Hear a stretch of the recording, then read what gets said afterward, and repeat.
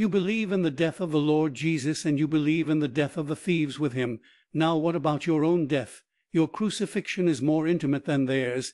They were crucified at the same time as the Lord, but on different crosses, whereas you were crucified on the selfsome cross as he, for you were in him when he died.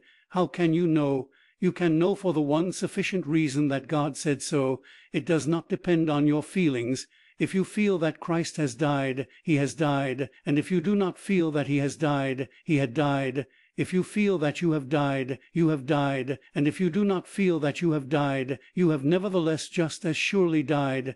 These are divine facts. That Christ has died is a fact, that the two thieves have died is a fact, and that you have died is a fact also. Let me tell you, you have died. You are done with. You are ruled out. The self you loathe is on the cross of Christ.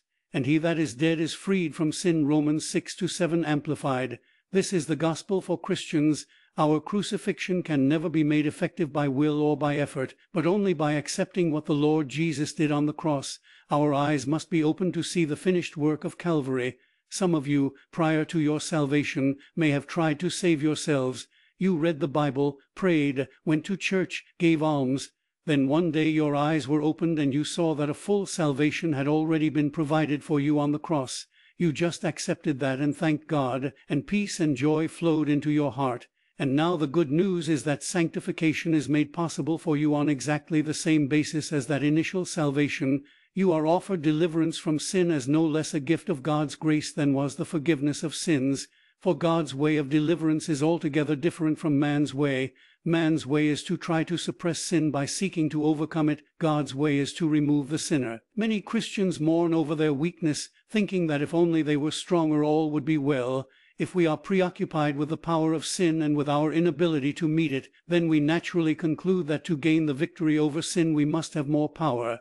But this is altogether a fallacy. It is not Christianity.